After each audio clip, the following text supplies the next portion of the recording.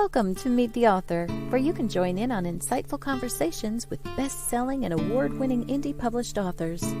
Your hosts today are Rob and Joan, who themselves are indie published authors, book publicists, and paranormal investigators with Tampa Bay Spirits, based in Tampa Bay, Florida. Thanks for dropping by. And now, on with the show. Hi, I'm Rob. And I'm Joan. And we're so glad that you decided to tune in today, whether you're watching us as a vodcast or if you're listening to us as a podcast. We're really happy that you decided to be in our audience. We wouldn't be the same without you. We love comments and questions, so feel free. Yeah, and we wanted to remind everybody also about the Voice of Indie podcast immediately following our show. It's over on Blog Talk Radio, and the instructions are on the last commercial on our show at the end of the show. So stay tuned, and they tell you exactly how to get over there to listen to that podcast. Also want to remind everybody about Book World, The Great Escape on YouTube at CJ Peterson weekly. That's 1 o'clock Central Time here in the U.S. Episode Rewind this Saturday, September 9th, is going to be, that's Eastern Time here in the U.S., Savannah Loy. And she had a really good episode, I remember. Live next week will be Terry M. Brown. She'll be back with us. And she has a new release, An Enemy Like Me, to talk about on the show. So what else is new? Anything? I can't think of anything new. No, I can't either. I hope you were able to watch our other podcast when we went over everything that happened at Hill House. That was a fun show. Right. I'm sorry. We have an editorial from our dog already. Yeah, Missy's talking to us here. Anyway. Somebody got a delivery. Yeah. So let's, without much ado here, live from Australia. Yeah. It's for him. It's Thursday morning. Is author Phillip Strang. Hi, Phillip. Yeah, hi. How are you doing this evening? I'm fine, or morning here. It's 9 o'clock in the morning. That's true. And depending on where people are watching us from, it can be any time of the day or listening to us. Well, we're so glad that you could join us. Oh, Marjorie Deering's here. Marjorie says, hello all, I'm here for the highlight of my Wednesday evening. Yay. Thanks, Marjorie. Hi, Marjorie. Well, I'll tell you what, Marjorie, you're one of the highlights of our show. That's right. And Marjorie Deering says, oh, Phillip, I love your accent. Well, it's actually English. Mm-hmm. I came to Australia in 1969, but I believe my English accent is still recognizable in Australia. If I go to England, though, they say, well, it's not quite English anymore because there's some Australian in there. So a combination. So you've kind of gone over to the Aussie side, according to your friends in England, and to the Aussies, you're still quite British. Oh, after COVID ended, and I went into a chemist and he thought I was a tourist. He said, how long have you been here? A couple of days. Isn't that funny? Just here for a visit. Right? But I've been here over 50 years. There you go. Wow. You immigrated there 50 years ago? 69. Wow. 69. Back then you were called a 10-pound POM because you had to pay £10 for the assisted passage. And for some reason, they used to call the English POMs back then. Isn't that interesting? That's crazy. I don't know if they do that anymore. I certainly haven't heard it for a long time. Yeah. I wonder, too, if it's different, the immigration laws now, because a lot of countries are changing their immigration laws and making it more difficult for people to immigrate. And there was certainly, I suspect, a White Australia policy. It was sort of not official back in the 60s, but definitely not now. And people from everywhere in the world are welcome to come, as long as they fill in a piece of paper. But yeah, there you go. Yeah, well, I think that Probably it's always been easier, though, for someone from England to immigrate to Australia. I know that. Oh, very much so. Yeah. Yeah. Back in the 60s, yes, anyone from England could come to Australia. Yeah. Not now, not the situation's changed now, but Right. certainly back in the 60s. Yeah. Yeah, that's what I was saying. All the immigration laws used to be quite different, I think, all over the world, and now things have tightened up different places. Mm. Yeah. We have a whole immigration thing going on here. Yes, yes. That's for sure. No, it's not like it used to be at all. So, but I guess I can understand that. Yeah. So for those that don't know, Phillip is the author of more than 35 books, murder mysteries and thrillers. Yes. And boy, what got you started heading in that direction?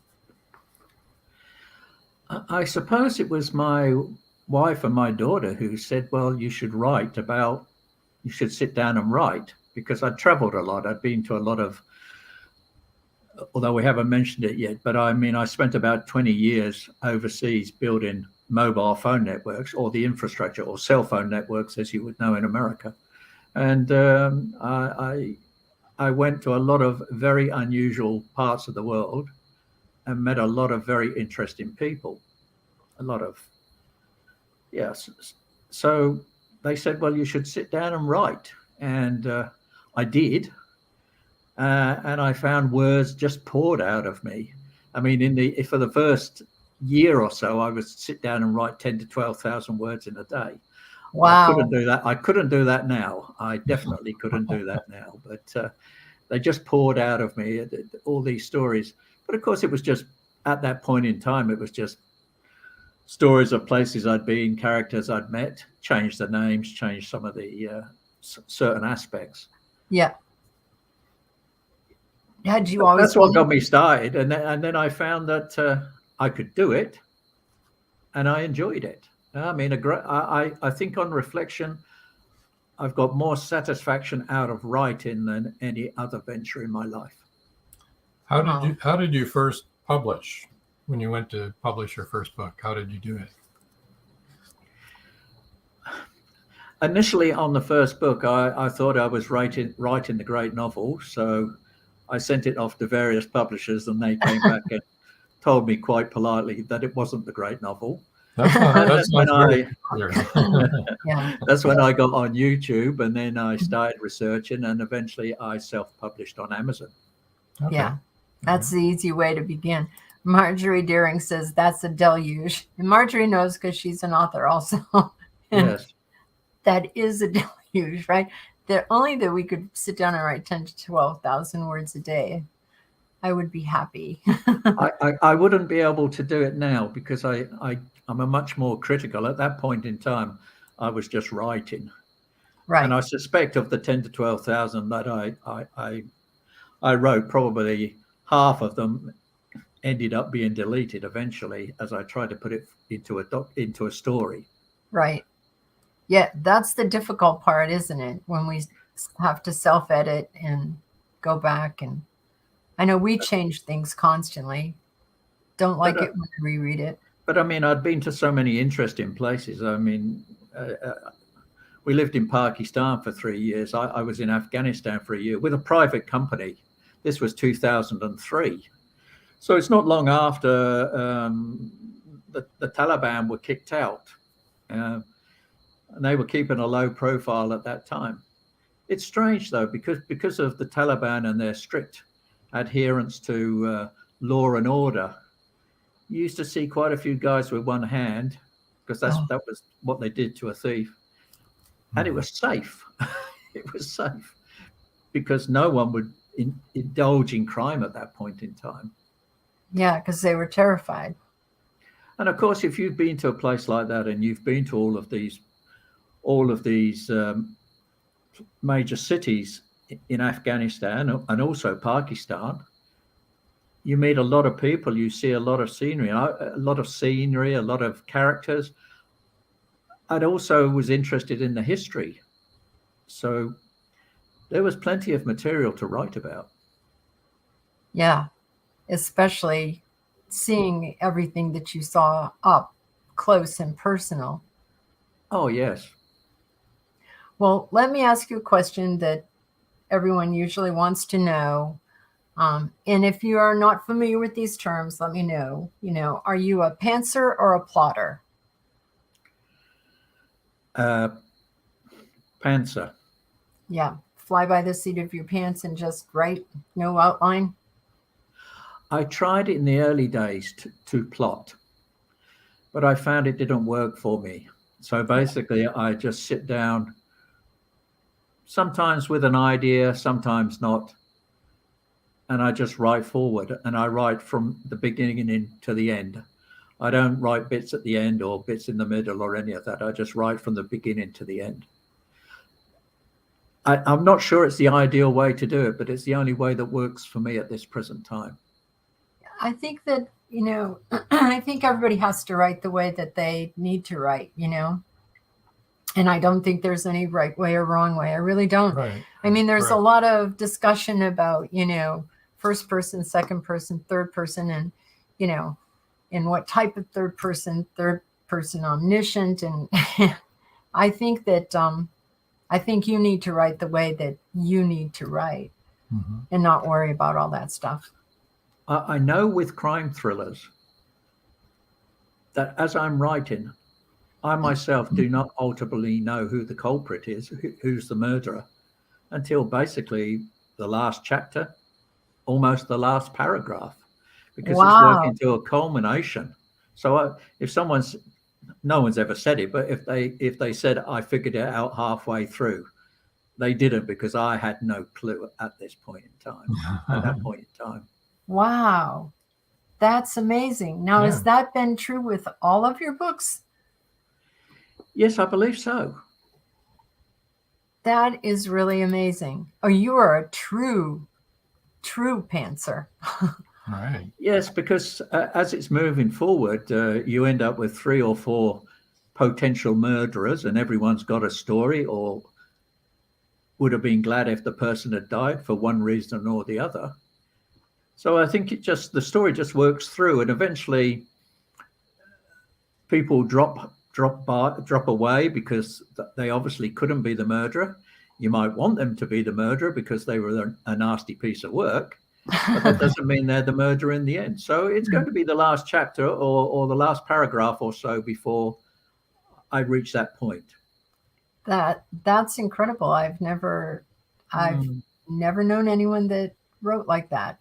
I think that we're pantsers, but and things change as we're writing because the characters take you on a different path maybe than you were intending to go. You know what I mean? Your characters all of a sudden are, going this way and you wanted to go that way. But we've always known who the villain was. Right. And worked around the villain, but no, I've never known who the villain's going to be.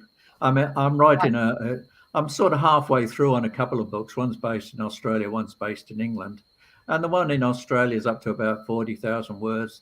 There's 2 or 3 people in there that potentially could be the murderer. But I haven't got a clue.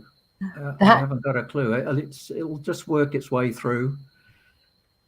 And they'll get to a point in time where I sort of find it's difficult to write on, and you just have to write through it and sort of clarify where it is. But I certainly haven't got a clue who is the murderer. Not a clue. That's really interesting. Now, which one of your series is that in that you're writing now? I'm writing the 3rd book on the series based in Sydney. Okay, that's. And I'm also writing another book based in London. So this is your latest books here, Dark Streets, yeah. And Pinch Gut. And Pinch Gut right here. And that's the same heroine, right? That's the Sergeant Natalie Campbell series, is that right? Sergeant Natalie Campbell. Okay. And that takes place. That's based in Sydney. Sydney. That's It looked like Sydney. Yeah. Well, that's Sydney Harbour Bridge, and that's Kind of looks like the bridge. that's a ferry on the down the bottom right-hand side of Circular Quay. Interesting. Okay. And now, so is now this book going to be part of the Sergeant Natalie Campbell series? Yes, it'll be the same. It'll be Sergeant Natalie Campbell. So that'll be book number 3. Okay. All right. That'll be the third in the series. Hold on. We've got a comment here. Oh, Paul Rushworth Brown. Hi from Sydney. He is from Sydney. You remembered correctly. That's what I thought. Paul, Hi, we Paul. really want you to meet this author because he would really like to know other authors also in Australia, but it's really awesome that you're both in Sydney. So in Sydney. you guys need to connect. Mm-hmm. I did after our get together yesterday. I did check Paul on the internet anyway. Did you? Did you? Okay, cool. Yeah. I did look him up. Yeah, he can tell you all about that fair that we were telling you about. The And book fair, yes. Coming up in October. Marjorie Daring says, I think most of us pantsers write with at least one leg in our trousers rather than jumping in with both at the last minute. It's amazing that you're able to do what you do. Right, Marjorie? That I'm impressed with that. That's crazy. I am so impressed, and it's amazing. So Paul, meet Philip, meet Paul. And you two, I will put up some of his, the places that you can get in touch with him, but I'll do that later.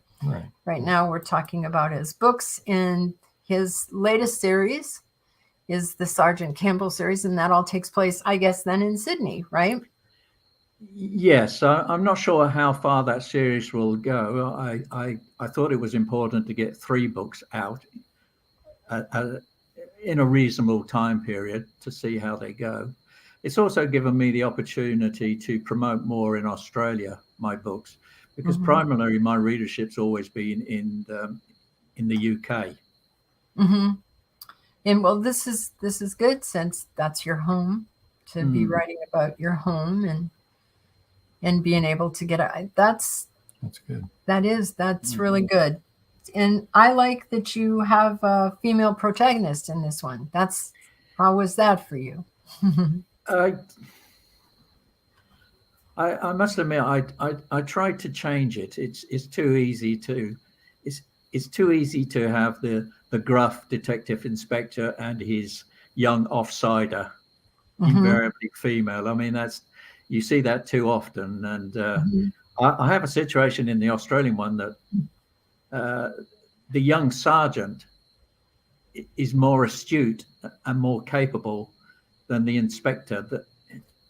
And I have a problem if I continue the series forward, is that she is more capable than being a sergeant. I can't leave her with the inspector the way it is at this point in time.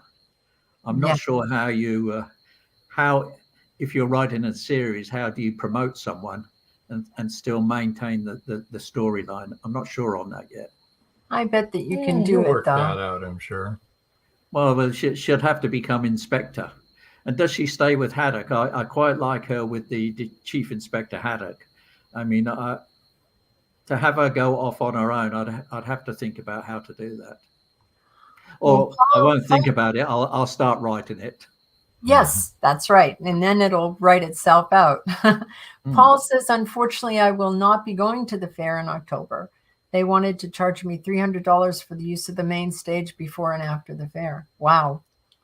I'm sorry. We were looking forward to all of your interviews from there, Paul. That's too bad that's not going to happen. You won't even be having your books there or anything, Paul? Nothing like that? It'll take him a while to answer that because he has to type it and everything. He's all the way in Australia. So, yeah, but so is Philip. So. Oh, yeah. That's right. We have technology. I'm sure that you can work that out where she's promoted, especially if she's the one with all the intuition and the smarts. Let's take our first break. Oh. To satisfy the sponsors here, our wonderful sponsors. And we'll be back in about 3 minutes, so nobody go away, okay? Yep. Stay tuned, okay? Stay tuned.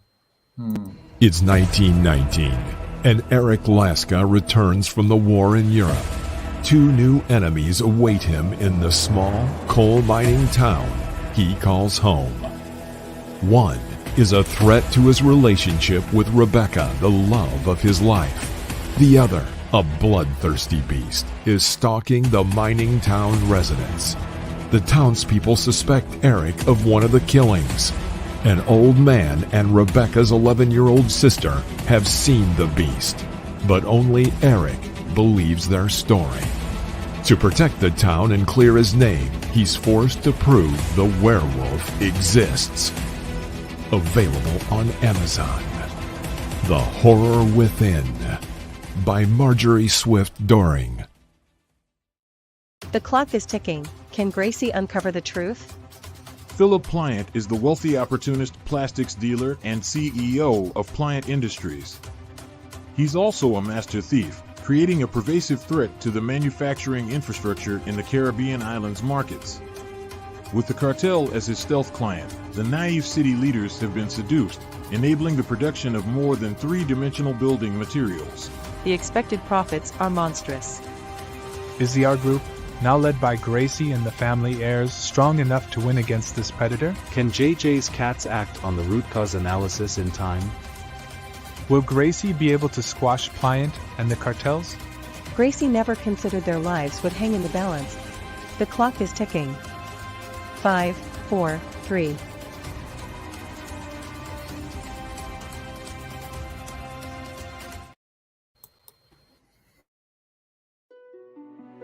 Paradise, my prison. Charlie Flint awakens from a deep sleep and finds himself alone on a tropical beach surrounded by a palm tree jungle and exotic animals. He cannot remember who he is or anything about his life. First, he must find food and build shelter and protect himself from hidden dangers. As his memory gradually returns, it reveals what a very flawed person he is. A man who made too many mistakes, made too many enemies. The implications of the truth are staggering. How did Charlie get there? And will he save himself?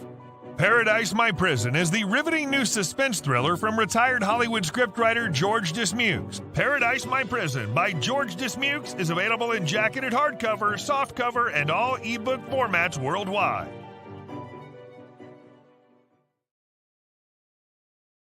And we're back. Okay. Okay, so we talked about your latest series, which is Sergeant Natalie Campbell. And now you have a conundrum, how to make her a DI. Well, how to take the story forward, because she can't stay as a young sergeant to the current inspector indefinitely. Right. But let's see how it goes. I don't even think about moving it forward. I've not considered that at this point in time. I'm just wading through another story at the present moment, so got to get that out of the way first. You'll figure it out, I'm sure. You will. It'll have a way of writing itself, I think. Oh yes, I have to sit down. I think it's good that I do have the time and a quiet spot where I can sit down and write. But I find that writing, in the early days, writing came easy. Nowadays, I need to sit down and focus on it. And I'm probably, if I can get 2,000 to 3,000 words out in a day, that's about it, I think. That's still good. That's real good. That's very good. Oh, yes. Keep up that pace. And you'll still enjoy it. Do what you can enjoy. We co-authors, so there's a lot of talking and rewriting that goes on as we write.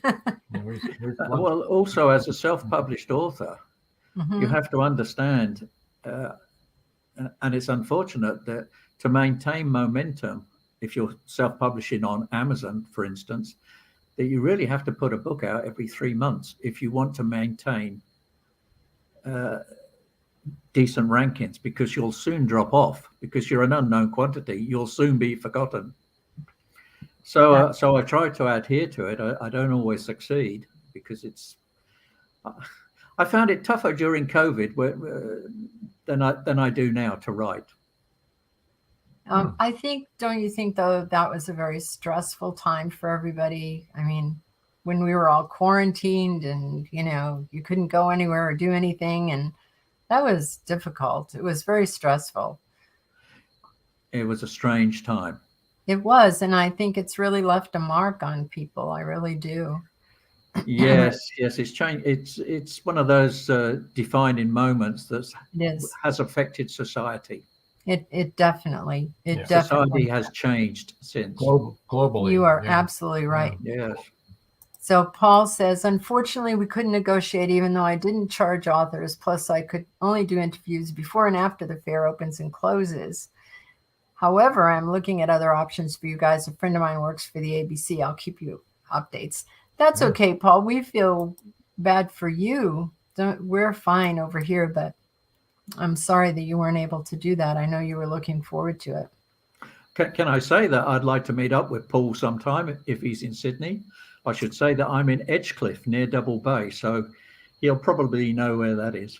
Oh, okay. No doubt about that. Yeah, well, actually, right now, before we finish talking about your books, let me let people know where they can find you.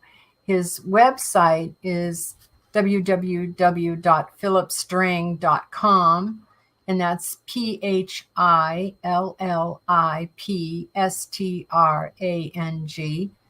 All right, that's his website. And I assume, Phillip, that all of your books can be found on your website?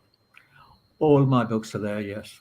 Okay, so you can find all of his books and just peruse all of the different covers and see all the different series and see what you would be interested in. And you can then buy them on Amazon.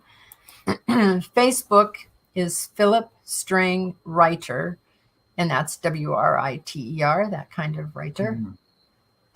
You can find him there on Facebook. And then, Paul, you can email him at phillip@phillipstrang.com. And of course, anyone can email him there at phillip@phillipstrang.com. Do you want to do the book giveaway now? Yeah, let's go ahead and do that and get it so people can get entered into it. Our book giveaway tonight, the first 3 people to email phillip@phillipstrang.com will win an ebook copy of Death Unholy. And do you want to tell us a little bit about Death Unholy? Let's bring that up. Let's find it here. That'll be at the end. Right there. There it is. Yep. Let's take that other email banner down so we can see the cover.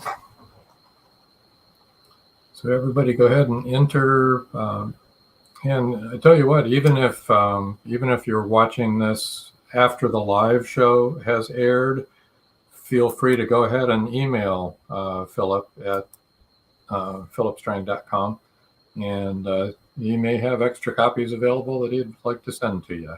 So, no problems to me. I must have given away tens of thousands of Death Unholy over the years. No problems. There you go.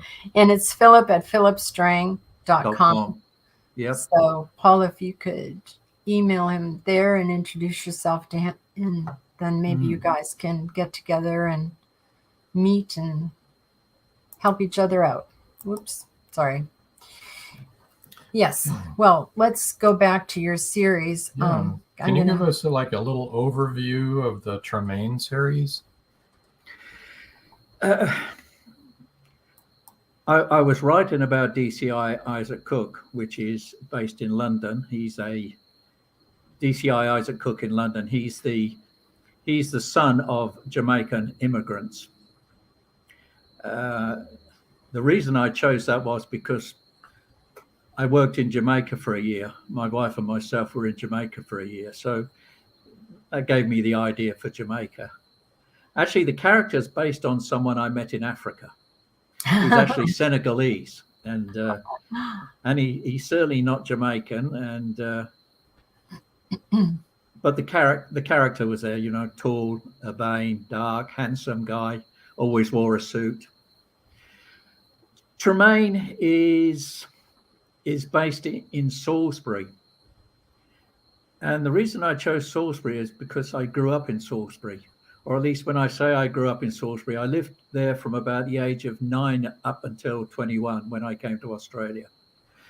So it's where I went to school, Salisbury. And Salisbury, for those who know of Salisbury, who've been there, it's got a lot of history, a lot of old history there, a lot of interesting places. And Death Unholy, I came up with the concept and of a desolate village down the end of a lane, which a couple of 100 years ago would have been isolated from the world, but now is accessible. And then I'm not even sure I went to the village. It's near Salisbury. You get on Google Street View and you can drive through, and you can drive up every little alley and laneway and whatever else. You can see the church and whatever. That was my first book in the series. I tried to make it a little obscure, sort of things that go bump in the night but don't really go bump in the night. Trying to get the atmosphere of a lonely village in the countryside in England in winter, hardly anyone around.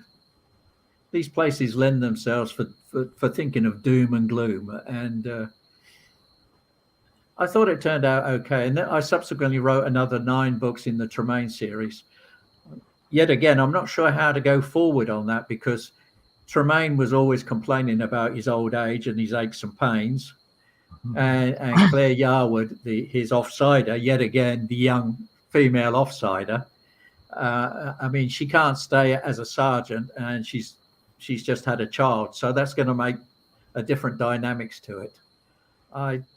I'm not sure I want to go into a prequel or whatever, what happened before they met up or so on.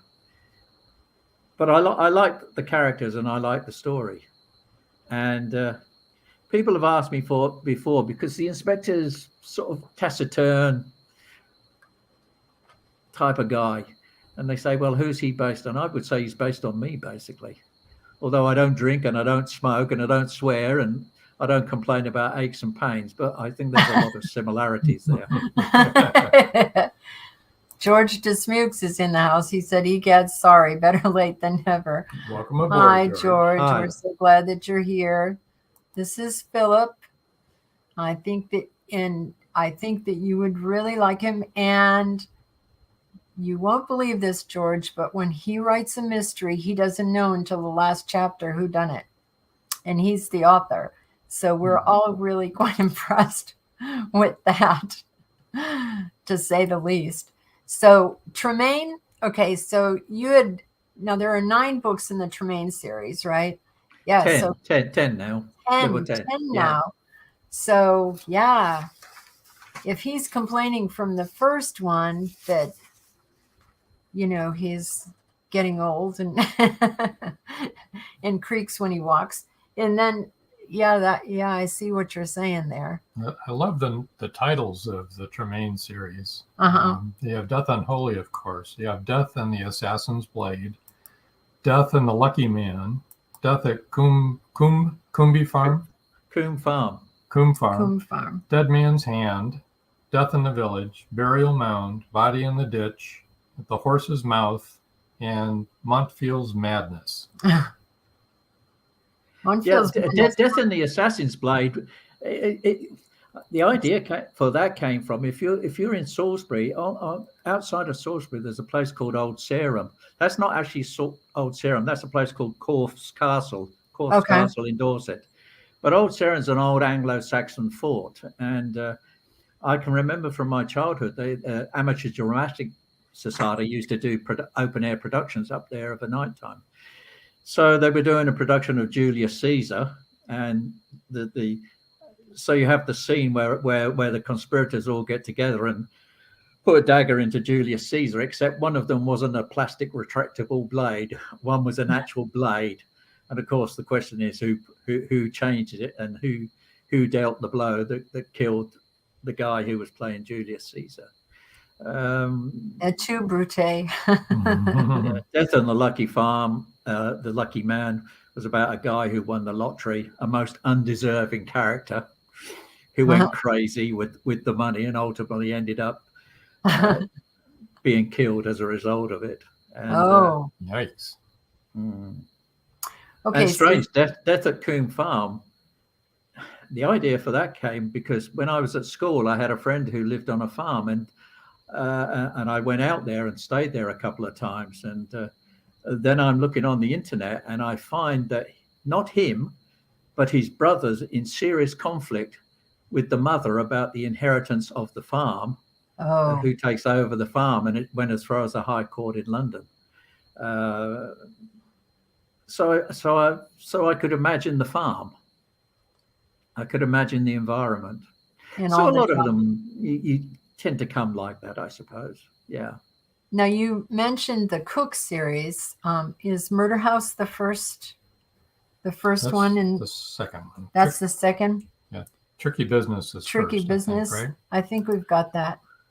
Yeah, Murder is a tricky business. I that was the first in the series. For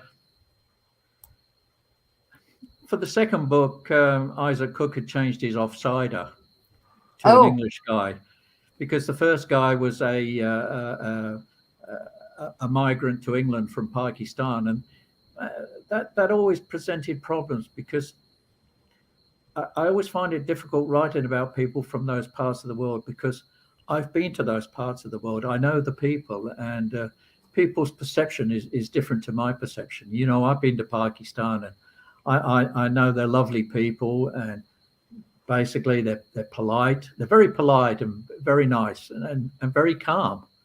But of course, that perception doesn't always come across. So I wrote that book, and then I changed out and went with an English guy for Murder House. And yet again, I read an article in I think it was in America, where they were demolishing a house, and they found a guy who had tried to burgle the house and climbed down the chimney and got stuck in the chimney and died in the chimney, and he'd been there for 30, 40 years or something or other. Yeah. It wasn't Santa Claus, was it? Huh? Well, he thought he was Santa Claus, but he didn't quite make it. He got stuck. So that was the idea for that. Oh. You know, when you hear those stories, and you do hear them, I'm always thinking, didn't anyone smell anything? I mean, come on. Yeah, you'd think so. I know. When you have an animal die, there's an odor, so never mind a body. So DCI Isaac Cook, you have 16 books with that one, right? 17, I think. 17. Okay. Yeah. That's a lot of books in a series. That's great. Yeah, I think I could write on that story. It tends to be centered around Notting Hill, Paddington, Kensington area, Knightsbridge, that sort of area. I'm not sure if I can move the story out of that particular area, but there's a lot. If you go to London's got a lot of places you can write about, a lot of history there that you can get involved in, and you can go on Google Street View. You can dive down everywhere there. I love that there's a Google Street. I really do. Oh, because, yes. you know, what we know of as Google is Ask Google. Oh, yes. Yeah, but I love that name. There you go. We should probably do our commercial. Our next commercial? Our last commercial break. All right. Hold on just for a minute, and we'll be right back. Don't go away.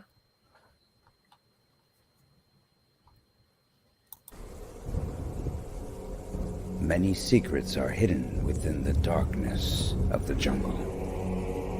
Behold, this one about a man, a woman, a black jaguar, and an ancient Maya legend.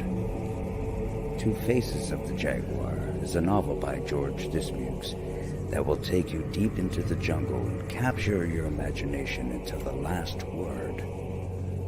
Two Faces of the Jaguar is book one of a trilogy.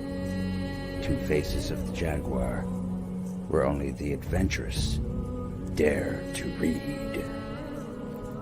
Two Faces of the Jaguar, The Lost City, and The Jaguar's Quest are available on Amazon.com, Barnes & Noble, and many other bookseller websites. Two Faces of the Jaguar, the book people are talking about. Get your copy today.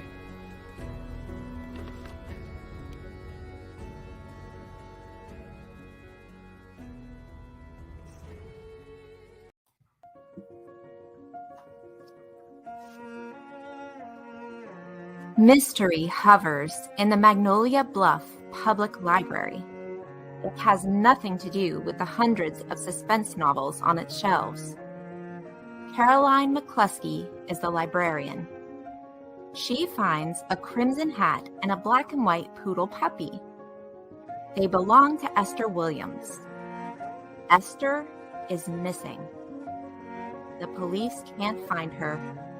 Neither can the FBI.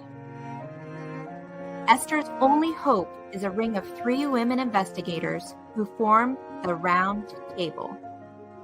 The Round Table has already solved one mystery in town, but this time, a woman's life is at stake. The Doggone Diamond Dilemma is now available on Amazon. Madison Jackson loved being a cop. A young girl is raped and murdered near Burnett Reservoir. Madison vows to get justice for the child.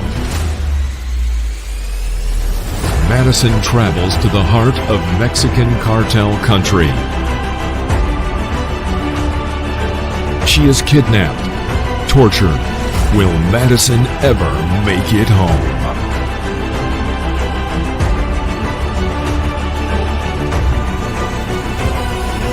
Justice by Kelly Marshall, only at Amazon.com. And we're back. So one of your first books were the case series, right?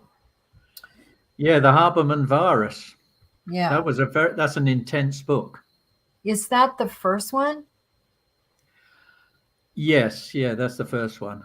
Okay, of the case series. It's a terrorist series, right?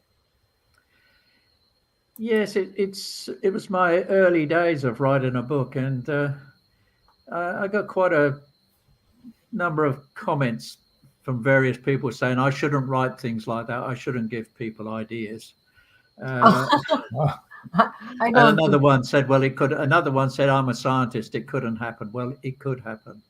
And basically, because I read an article somewhere that CSIRO, which is the research organization in Australia, they were looking into dealing with the mouse plague. Occasionally, they get a lot of a mouse plague in the countryside here.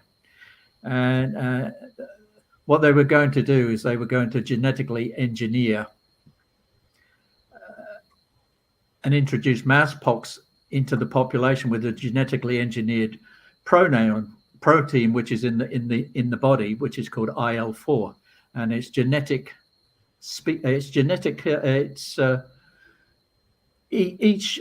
Each species has a different version of the IL-4. So, but what they found was it was meant to act as onto the anti-immune system and become like a contraceptive. But they found with the mice, it just killed them dead.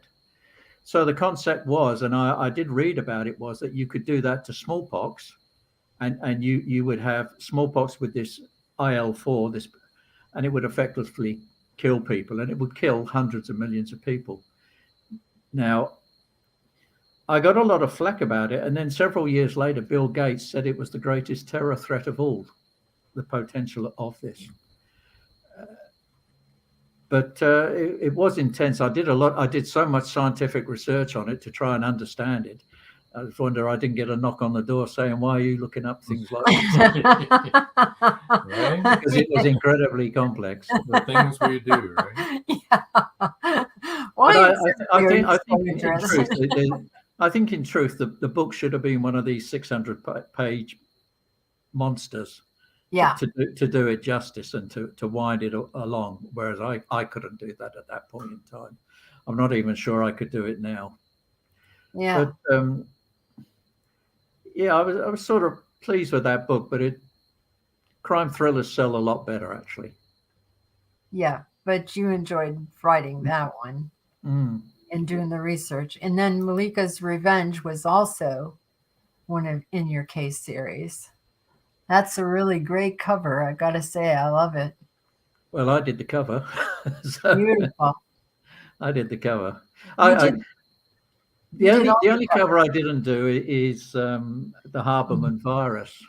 Oh, But after that, I didn't do that cover. I paid someone to okay. do that cover. The problem is if you get an ebook cover, then you're going to need a paperback cover, and then you're going to need a 3D version of the book. Then you're going to need a Facebook banner, and so on and so on. It all sort of builds up. So I've been doing them myself on Photoshop. Oh, they look great to me. Yeah, all your covers look really good. But Malika's Revenge is the book I enjoyed most because it was very detailed, and I based it on a story I saw it in an English newspaper. It was about a drug smuggler's village just across the northern border from Kunduz in Afghanistan into Tajikistan. It was like the end of the road where gangsters were, and women who reached the end of the line who were heroin addicted. It was pretty grim and nasty, and Afghan smugglers coming across the river of a night time, dodging the police and the military, or paying them off, or whatever else. So it was very detailed. So it was a Tajiki drug baron, Russian Secret Service, Afghan warlords, and so on and so on. And I enjoyed writing that, and it's quite detailed. But I found a lot of people found it was a fairly grim subject to write about. But I'd also been to Kunduz in northern Afghanistan, one of our trips up to there. So I knew the environment. I could feel the place. I could feel it. I'd never been to a drug smuggler's village, but I could feel the environment. I knew what I was writing about. Mm-hmm. Well, death and murder is,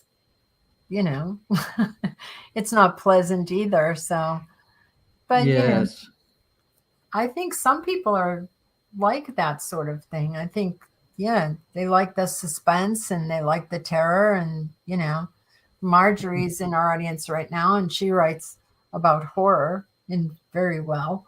Yeah. She's a lovely person.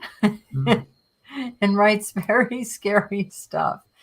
George Dismuke says, "Hey, Philip, what's it like doing book marketing, like book signings, etc., down under?" For example, he means. I've not actually done any in Australia. It's only recent that I started writing about Australia. My market was into England, so I've not really done any here. My marketing is primarily through an email list, which is hard to build. You can either try and generate people onto an email list through Book Magnet in your books, which I do, and or you can do Facebook lead generation ads, which is the only place to basically get emails from. But that's quite costly, and I think a lot of the emails that I gain through Facebook are not very good, actually. Now, so George does a lot of, George is an author, and he does a lot of book signings, and he does quite well at them. And so that's perhaps something you should consider, is finding like a bookstore that it would allow you to set up. Or George likes to do them in restaurants and places like that. I think that, you've got such a selection Yes. of books, even though they're based in England. I think the Australian readers would love them as well. Yeah, I do too. So I think you've got quite a market out there. Yeah. I think your English, your series, all of your series that take place in England would be, people in Australia and America, and Japan would all like to read about that. I've started to become to do that more in Australia. I have been to a couple of authors' book signings in the last few weeks in Australia, and I've started to promote heavily my books more into Australia and having some success. I mean, Australia is a relatively small market in the scheme of things, but I mean, there's still quite a lot of people. There's still a lot of people here. Right. So I did go to one the other day, Australian author. Paul might know of him, Tim Ailiff, and I bought one of his books. I didn't get him to sign it. I don't think I needed the signed book, but I did buy one of his books. I thought it was very good, actually. I did think it was very good. I did enjoy it. Excellent. Well, So, George just said his books are based in Central America, and it really doesn't matter. The story is what matters. yes. And I think people like reading about different countries too. Mm. And you've done so much research, like in your terrorists, you've lived in all those places. And George also lived in Central America. And so he knows that. Well, and really so then speaks when to the you people who write read, that, yes, that comes across in your work. And Marjorie also said, thank you. The horror story was a needed break after my 7 Ray Schiller murder novels. I told someone it was like rotating my tires, not fun, but necessary. There you go. Oh, my goodness. That's really fun, Marjorie. I could enjoy writing some more different genres. Yes. Montfield's Madness, which was the last of the Tremaine series, was slightly different. I wrote a book called Verrill's Nightmare, which had a touch of the occult in it, and I enjoyed writing that. But if you've built up a market in writing crime thrillers, then you need to build a market in the other genres as well. And I've tried several times, and I really want to do it. I really want to get Malika's Revenge to go, because I think the depth of that book is interesting. I prefer that. It's not everyone's cup of tea, because it dives into some people in pretty bad situations, so I didn't want to. Not everyone goes for it, but Malika's Revenge is the book I'm possibly most proud of. That's good.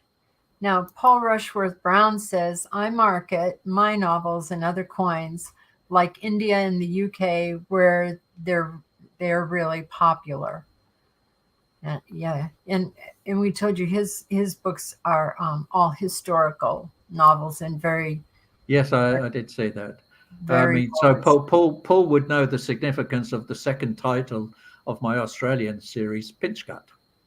He would know the significance of that title. All right. What is the significance? Because I don't have a clue. Pinch Gut. Okay. That is actually a Fort Denison, which is in Sydney Harbour. It's not far from Circular Quay and the Opera House and the Harbour Bridge. And if you're going up the harbour on the Manly Ferry, on a ferry, you go past Pinch Gut. And in the early days, in the early convict days, before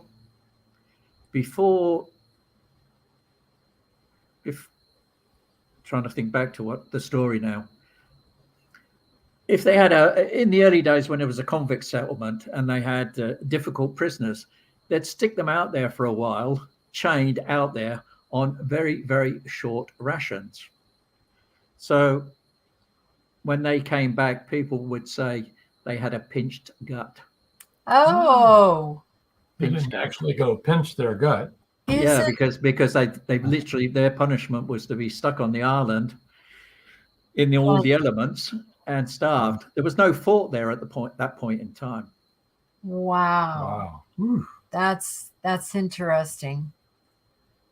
Unfortunately, and the only damage that happened to Fort Denison or Pinch Gut, it never fired a shot in anger. It was never used for that purpose. And the only damage incurred to it was from an American Navy cruiser during the Second World War. Whoops, sorry about that. No, there was a Japanese subs, miniature subs, mini subs came in to try and attack the naval base in Garden Island, and the Navy cruiser fired at the submarines and hit the side of the tower at Pinch Gut. Okay, well, I'm not sorry then, because we were trying to say it was an accident. Okay. Yeah, there you go. Sorry about that. It was an accident, but George Dismuke says Captain Bligh was sent to run that prison for a while. Perfect match at Pidgegut. And they had a mutiny as well with Captain Bligh here as well. They had trouble with Captain Bligh. That's correct. Paul Rushworth Brown said, Philip, contact my PA Haley and we can organize another interview. HaleyBrownPA@gmail.com. I'll have to write that down. Haley Brown. Yeah. Excuse me. Sorry. I have to write that down. That's okay. Haley Brown PA@gmail.com. At gmail.com. I have to be careful. All right, it's Haley. I hardly ever write. My writing's terrible now. Oh, so is mine. Haley is HAYLEYBROWNPA@gmail.com. You got it? Yeah, I've got it. Awesome. Let us know if you have trouble and we can help. Yeah, sure. We can make sure you guys get to chat with each other. That'd be good. Yes. George, you know so much about so many different places. Captain Bligh was sent to run that prison for a while. Perfect match. That's fascinating. Maybe George was Captain Bligh. No. Oh, no. Stop. All right. So George says, I don't think Bligh ever read How to Win Friends and Influence People. I think you're 100% right about that. I do think that he's right about that. Oh dear. Well, this has been an interesting hour. One thing I really like is that you have so many in each series. I like it when I find an author that I like sticking with it, and the more they have, the better. You know what I'm saying? So, like for the Isaac Cook, you've got 16, 17 books there, which is plenty of reading for people to enjoy. I've certainly had people who've read all of them. Yes. Oh yeah. You know what it's like. When your favorite author quits writing your favorite series, you feel bereft. Yeah. I mean, it's. I actually sold 20 of the series to an American company, the audio rights of 20 of the murder series. I've listened to so little of them because I hear the characters in my head, but when I hear someone else speak it just doesn't ring true for me. So George says, I love your accent, Philip. It's British, even though he's lived in Australia for 50 years. You wouldn't believe I can't stand hearing the recording of it. Uh-huh. Yes. Oh. I do believe that, actually. Yes. Yeah, it's still very strong English, even after 53 years in Australia. That is a long time to be living in Australia. Maybe that means you don't get out much. I worked a lot with the English when I was working on overseas, building these phone networks around the world. I was just kidding.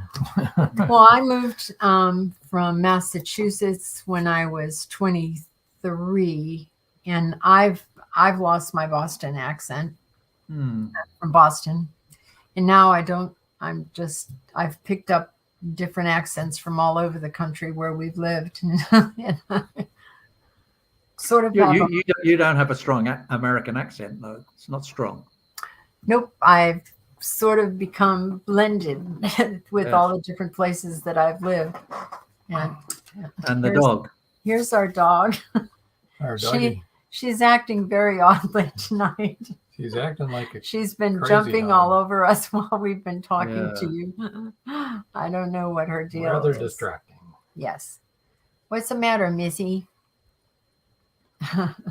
Okay. She's a silly girl. But yeah, this has been wonderful. I am still, honestly, Philip, blown away that you can write the way that you do, that you've been writing so prolifically, and you really don't know who done it until the end of the book yourself. That's amazing. It's very amazing. Yes, I mean, I write as it is. I don't think that to do it that way. It's just how it works. Oh, Paul Hollis says, another interesting show as always. Thanks, everyone. Hi, Paul. Hi, Paul. We're so glad that you were able to tune in. Paul, can you believe that? I mean, I really, I'm shocked, because I would honestly, Philip, I would have so much stress that I didn't know who done it or how I was going to wrap it all up. I think it would drive me crazy. I really do. I know when I get to the end of the book, I'm there saying, I'd say to my wife, I'll finish it tomorrow. And sometimes that might go on for 3, 4, 5 days before it actually finishes, because there's another twist and a turn. That's I can great. see the person. I ended up with one book where the murderer turned out to be the person I would have preferred not to be the murderer. It wasn't the villain. It was someone unexpected. But that's the way it was. That was the story. I couldn't change it. We've all talked about this before, how our characters, take us in a direction that we never intended to go. No. And that's where the character goes. And that's what you have to write. If you try to write it a different way, it won't happen. You can't write that. No. Like you said, you didn't want that person to be the murderer, and they were like, well, I'm the murderer, so live with it. Well, I think the person who I wanted to be, or who I thought was the murderer, I mean, obviously by the last chapter or the last few paragraphs, I'm getting an inkling of who it should be. And then it became clear that the person who I thought it was going to be could not be the murderer. I can't remember why. A wrong place. They weren't in the right place at the right time, or there was a clue that didn't match up, or whatever. I don't know. I can't remember that much now. But I tend not to remember too much about all of the books. I can remember I can remember an overview of each story, but I can't remember all of the details. Yeah, it's that many books. I can understand. George Dismuke says, Paradise, my prison ending surprised the devil out of me. I had no idea. Yeah, so that's how it is. Yep. That was a good ending too, George. It was shocking. Yeah, sure. And surprising. Well, put you down there. I want to thank you for joining us. This has been very wonderful getting to meet you and hear about your work. Yes. And if you want to just stay on even after the show ends, then Paul Hollis says, PMP, Prison My Paradise. Paradise My Prison. Great book. Yeah. And we remember when George was first writing it, and he would send us chapters and ask us what we thought, and we said, you got to finish the book because we really need to know what's going on here. We need to know the end. Anyway, stay on, and we can give you Paul's email and stay stuff. on until we Okay, come. all right, I will do. Okay. Wait until we come back to you. Okay, you'll be up here on the screen. The show I'll just stay here. Okay. Okay. I'm going to move you over. Hold on. Okay. Hope that wasn't too tough. No, I'm just a small picture now. Okay. There you go. Of your just George, a fraction of your former George self. says, sorry I was late. Great getting to meet you, Philip. Thank you, George.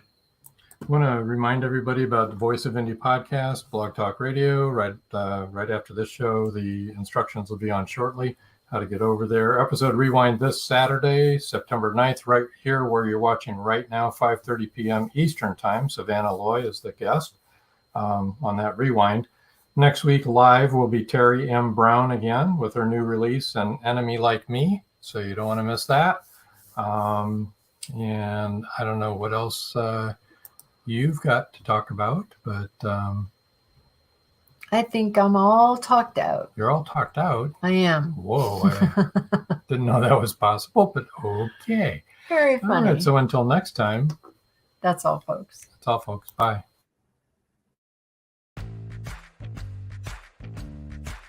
Live every Wednesday, your Voice of Indie hosts Beam Weeks and Stephen G's welcome authors, musicians, publishing industry pros, artists, and assorted creative guests for an exciting interactive hour. Call in during the show or post questions and comments on Twitter for responses in real time. Meet your favorite indie creators, learn inside tips, network, and promote your work. The link for each week's show is pinned on Twitter atop @VoiceOfIndie, and you can receive the link every Wednesday morning in your inbox by subscribing to our newsletter at freshinkgroup.com. Check out Voice of Indie every Wednesday on Blog Talk Radio and catch hundreds of episodes archived everywhere from our websites to our YouTube channel and Spotify.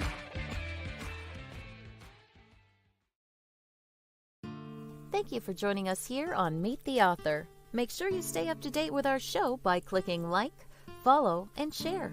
And you can find us on Spotify, iTunes, and more. See you next time on WLFE-DB.com.